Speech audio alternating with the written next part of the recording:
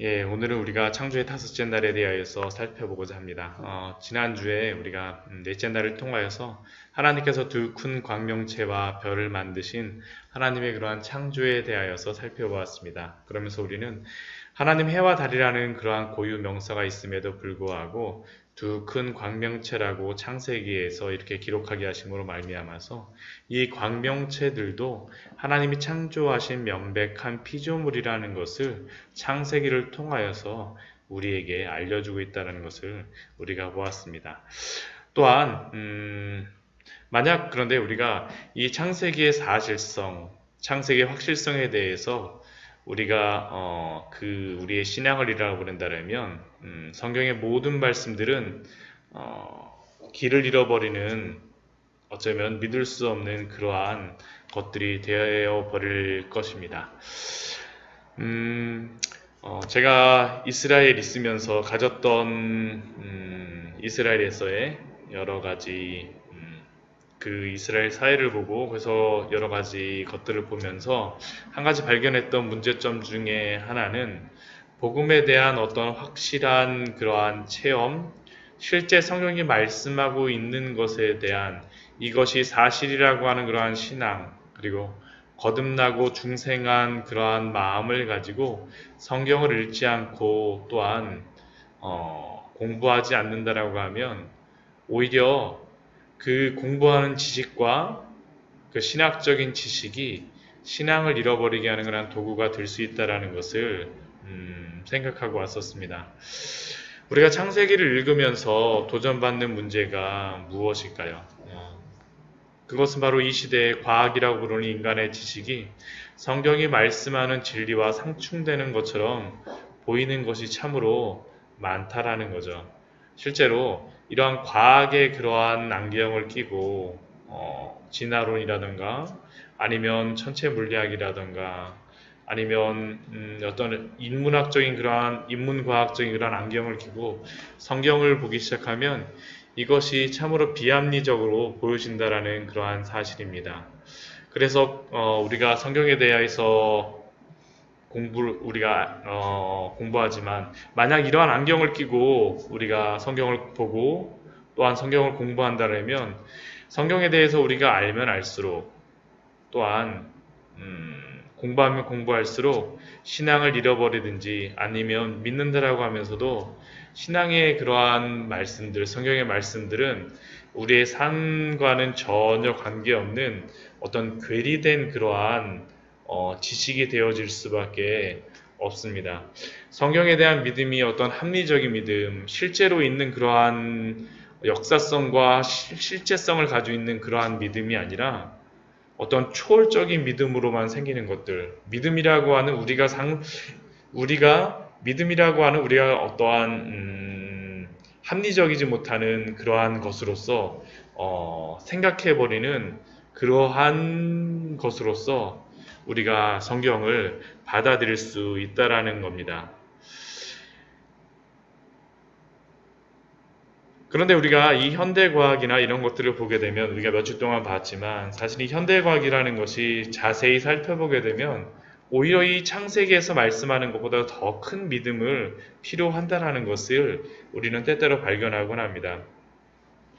또한 이것은 단순히 그냥 과학적인 그러한 분야뿐만 아니라 어떤 인문학적인 그러한 고고학을 공부할 때에도 마찬가지입니다.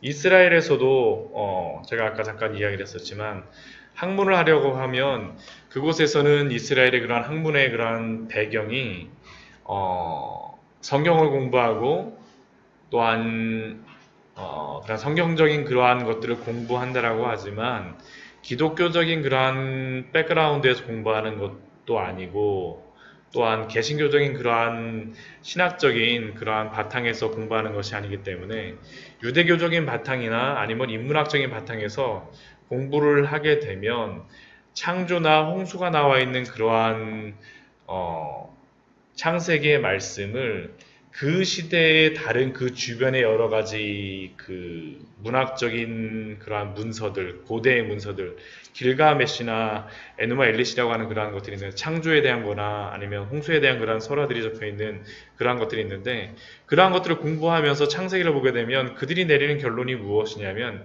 이 확실한 복음 위에 성경이 참으로 역사적인 사실이라는 바탕에 서 있지 않게 되면, 성경이 오히려 그러한 고대의 그러한 기록들을 따라한 그러한 문서다라는 게 그들의 결론으로 나오게 됩니다. 인간의 종교적인 창작물로서 성경을 오히려 그들이 폄하하게 되는 거죠.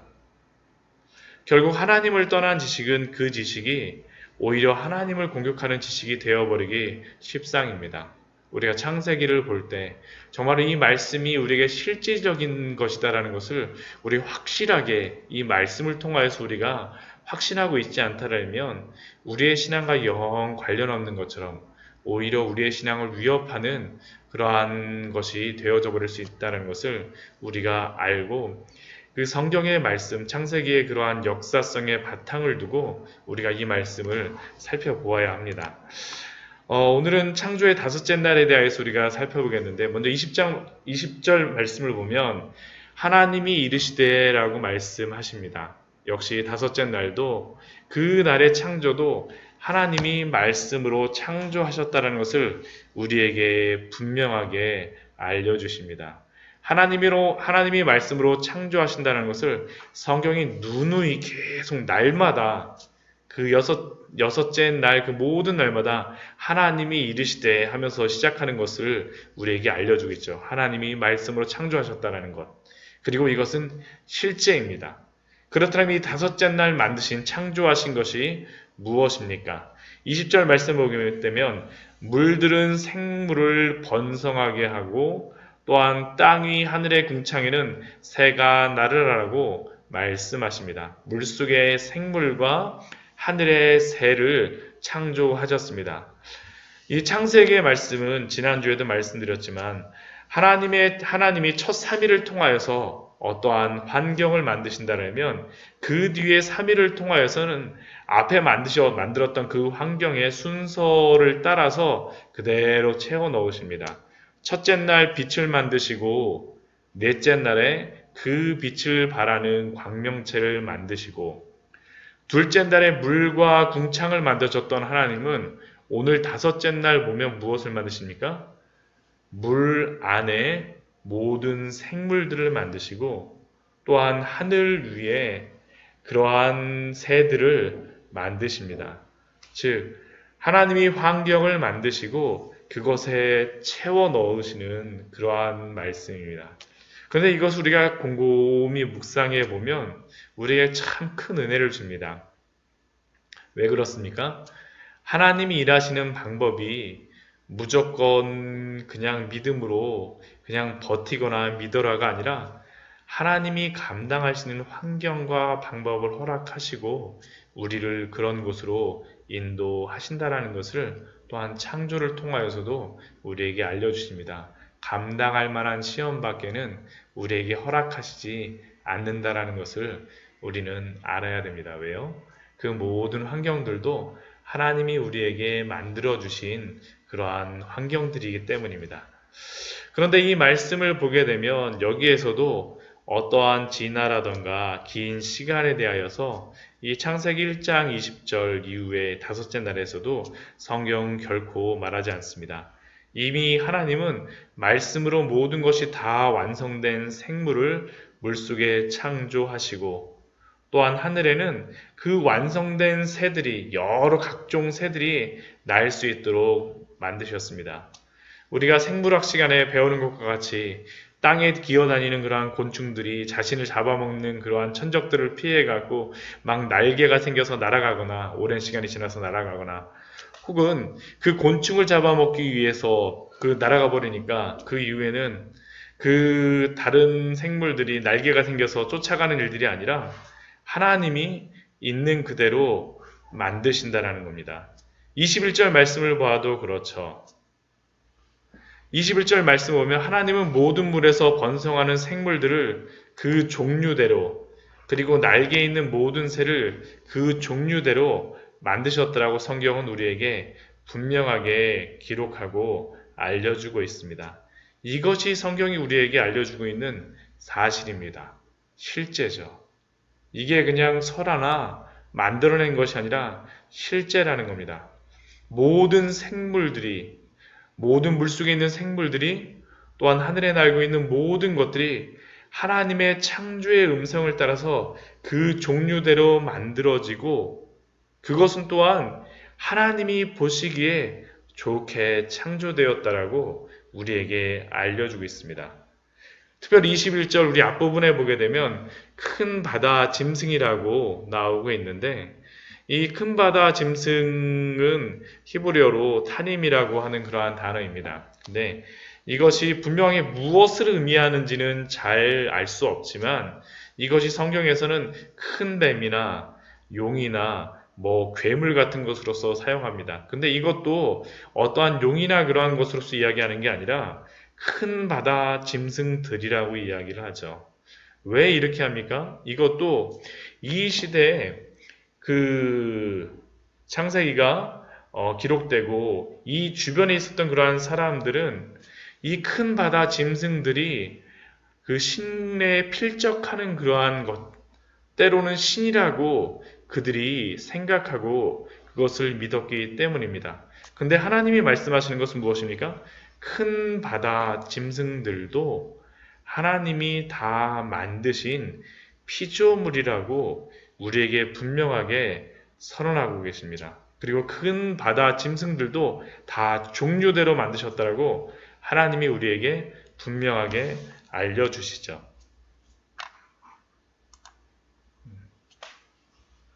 그리고 하나님은 당신이 창조한 바닷속의 온갖 생물들과 하늘의 새들을 복을 주십니다. 22절 말씀을 보면 하나님이 그들에게 복을 주시며, 우리는 피조물에게 복 주시는 분이 하나님이심을 분명히 알아야 합니다.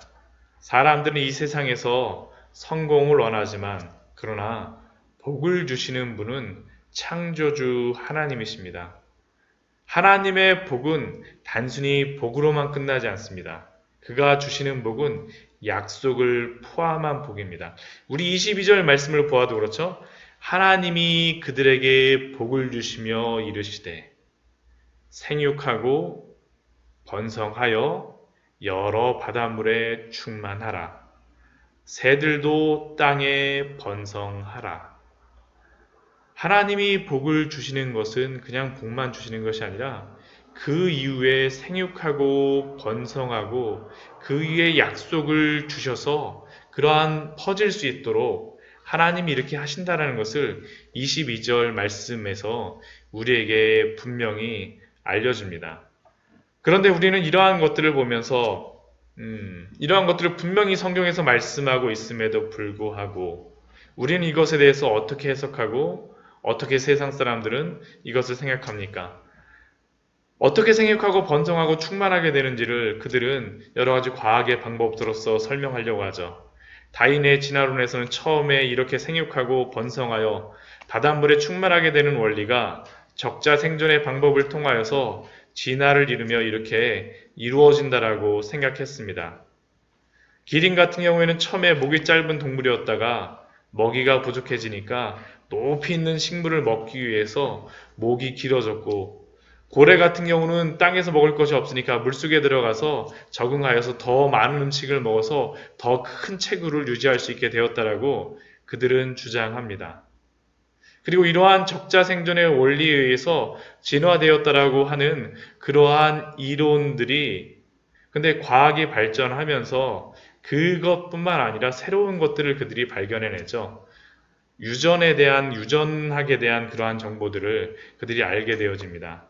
세포 안에 있는 DNA에 유전 정보들이 담겨 있어서 그 유전자가 세대에서 세대로 동일하게 전해진다는 것을 알게 되었습니다.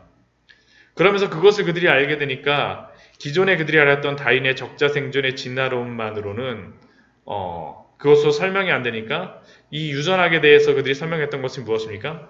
돌연변이를 통해서 진화가 이루어진다라고 말했던 것이죠. 어떠한 돌연변이를 통해서 어떠한 계속 진화가 이루어진다라고 이야기하는 것들. 그런데 이렇게 진화를 돌연변이의 이론으로 설명한다 할지라도 같은 종 안에서는 진화가 가능하지만 종을 넘어서서 대진화가 이루어졌다는 증거는 찾을 수 없는 것이 현재 진화론자들이 가지고 있는 한계입니다.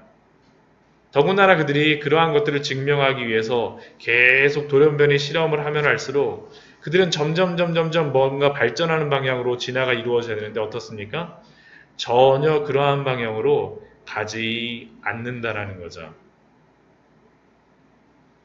이들의 생각대로 오랜 시간이 지나서 아메바와 같은 그러한 단세포에서 유전 정보의 돌연변이가 발생하여서 다리도 생기고 팔도 생기고 머리도 생기고 이러한 복잡한 여러 생명체들, 오늘 우리가 보았던 것과 같은 이러한 물속의 수만 가지의 그러한 물속의 물고기, 조개, 새우, 여러 가지 그냥 모든 생물 등이 만들어지고 또한 전 세계 곳곳에 퍼져 있는 그 모든 하늘에 떠 있는 날고 있는 그러한 모든 새들, 곤충들이 만들어진다는 것은 아무리 그들이 이야기하는 점점점 발전해진다라고 하는 그러한 돌연변이를 통해서 그들이 수학적으로 그것을 계산해내게 되면 도저히 이루어질 수 없는 그러한 확률이라는 겁니다. 오히려 그들이 주장하는 그러한 진화론의 그러한 것들과 그러한 돌연변이를 통한 그러한 유전학적인 진화는 오히려 하나님이 천지를 창조하셨다는 그 말씀을 믿는 것보다 더 큰 믿음을 필요로 하고 있습니다. 그런데도 불구하고 그들은 여전히 그러한 과학적인 지식을 추구하고 믿으려고 하죠. 왜 그들이 믿지 못합니까? 이것은 바로 이렇게 나와 있는 창세기의 이러한 말씀은 과학의 문제가 아니라 영적인 문제이기 때문입니다. 사실은 분명한 사실임에도 불구하고 그들이 못 믿는 이유는 영적인 문제이기 때문에 그들이 믿지 못하는 거죠. 결국 인간의 죄로 인하여서 왜곡된 지식이 계속적으로 인간의 마음을 유혹하고 있습니다. 이것에 대하여서 이 창세기의 놀라운 이러한 것들에 대하여서 로마서 말씀에는 우리에게 분명하게 이렇게 말씀합니다. 로마서 우리 같이 말씀을 한번 읽어보도록 할까요? 로마서 1장 18절 이후에서 우리 말씀을 우리 한번 보도록 하겠습니다. 로마서 1장 18절에서 우리 25절까지의 말씀인데 우리 한 절씩 우리 한번 보면서 우리 한번 어떻게 이 시대 사람들이 아니면 죄 많은 사람들이 어떻게 하나님의 그러한 사실을 어떻게 이해하고 있는지 굉장히 중요한 말씀입니다. 우리 같이 한번 보도록 할게요. 우리 18절 먼저 말씀입니다. 하나님의 진노가 불의로 진리를 막는 사람들의 모든 경건하지 않음과 불의에 대하여 하늘로부터 나타나나니 하나님의 진노가 불의로 진리를 막는 사람들에게 나타난다라고 합니다. 왜 그런데 그들은 불의로서 진리를 막고 있을까요? 그 이유는 다른 것이 아닙니다. 그들이 경건하지 않기 때문입니다. 그들은 죄에 빠져 있기 때문에 하나님을 부인하기 때문에 그래서 그들은 명백히 진리가 보이는 것을 부인하고 부정합니다. 그래서 그들이 가진 그러한 지식으로 그들이 가진 잘못된 불의로서 진리를 막습니다. 하나님의 명백한 사실, 그 진리를 그들의 불의, 그들의 불신앙으로 부인하고 부정하고 있다라고 로마서 1장 18절에서 우리에게 분명히 말씀하시죠. 근데 19절 말씀에서 하나님은 어떻게 하십니까? 이는 하나님을 알만한 것이 그들 속에 보임이라 하나님께서 이를 그들에게 보이셨느니라. 그들이 보지 않는다 할지라도 하나님은 이미 그 불의로 진리를 막는 사람들 속에 이미 보여주셨습니다. 보여주셨어요. 무엇을 통해서요? 20절 말씀입니다. 창세로부터 그의 보이지 아니하는 것들, 곧 그의 영원하신 능력과 신성이 그가 만드신 만물에 분명히 보여 알려졌나니 그러므로 그들이 핑계하지 못할지니라. 그가 만드신 모든 피조물에 하나님의 그 영원하신 능력, 신성, 지혜, 놀라우심, 사실이 이미 나타났음에도 불구하고 이미 그들도 그것을 보고 있음에도 불구하고 하나님이 창조하신 그 모든 광명체들, 모든 물속의 생물들, 모든 날아다니는 새들을 통하여서 똑똑히 보고 있음에도 불구하고 그들은 보지 못합니다. 그래서 그 결과가 무엇입니까? 21절 말씀에서 우리에게 이렇게 말씀하죠. 하나님을 알되 하나님을 영화롭게도 아니하며 감사하지도 아니하고 오히려 그 생각이 허망하여지고 미련한 마음이 어두워졌나니 하나님을 창세기에서 우리에게 분명히 보여주신 그 창조하신 사물을 통하여서 분명히 알 수 있음에도 불구하고 하나님께 영광 돌리지 아니하고 감사하지도 아니하고 마음이 어두워져서 허망하여지고 미련한 마음으로 계속 어두워져 있다는 겁니다. 그러면서 그들은 스스로 어떻게 생각합니까? 22절 말씀에서 이렇게 말씀하죠. 로마서에서 스스로 지혜 있다 하나 어리석게 되어 스스로 지혜 있다 하면서 자신의 과학, 진화론 또한 인문학적인 그런 과학 지식들을 자랑하고 박사학위도 받고 여러 가지 것들로 막 나타내지만 그 결과가 무엇입니까? 어리석어지는 거죠. 어리석어지는 것들. 그래서 23절 말씀에 그 결론이 무엇입니까? 썩어지지 아니하는 하나님의 영광을 썩어질 사람과 새와 짐승과 기어다니는 동물 모양의 우상으로 바꾸었느니라. 고대에는 하나님이 그 만드신 그 모든 창조물들, 피조물들을 우상을 섬기는 것으로 썼다면 현대는 어떡합니까? 현대에는 그들이 얻었다라고 하는 그 과학과 그들의 지식이 또 다른 우상이 되어서 하나님에 대한 그 지식과 영광을 그 사실을 바꾸어 버렸습니다. 무엇으로요? 우상으로요. 현대의 과학이 그들의 우상이 되어져 버렸습니다. 그리고 25절 말씀에서 결론적으로 이렇게 이야기하죠. 이는 그들이 하나님의 진리를 거짓 것으로 바꾸어 피조물을 조물주보다 더 경배하고 섬김이라. 얼마나 불행합니까? 우리는 창세기 1장의 말씀을 보면서 우리가 불렀던 찬양과 같이 주님의 높고 위대하심을 찬양하고 경배하며 거기에 벅차 있어야 되는데 어떻죠? 그것을 보면서 이것은 가짜야. 이것은 이것 때문에 그래. 고대의 근동의 문서를 보니까 이래. 내가 과학을 이걸 보니까 이것은 틀려.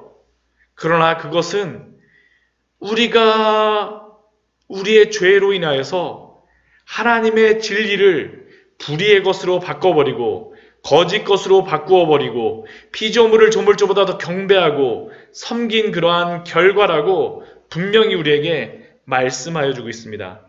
우리가 취해야 될 태도가 무엇입니까? 주는 곧 영원히 찬송할 이시로다. 아멘. 여러분들은 어떻습니까? 여러분들이 창세기의 말씀을 보면서 살아있는 하나님의 말씀, 진실한 하나님의 말씀으로 믿고 있습니까?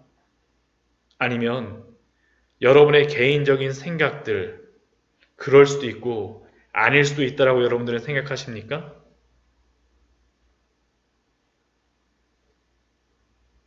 우리는 이 말씀 앞에 우리가 어떻게 서 있는지를 명백히 알아야 됩니다. 만약 이 창세기의 말씀이 사실로서 우리가 받아들이지 않는다면 그 이후의 모든 말씀들도 우리가 사실로서 받아들일 수가 없습니다. 주는 곧 영원히 찬송할 이시리라. 오늘 다섯째 날에 그러한 말씀을 살펴보았습니다. 저녁이 되고 아침이 되니 이는 다섯째 날이니라. 그 만드신 날이 분명히 있었고 실제 했습니다.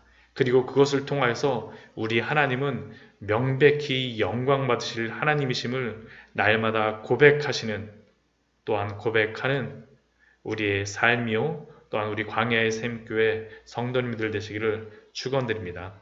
우리 같이 기도하도록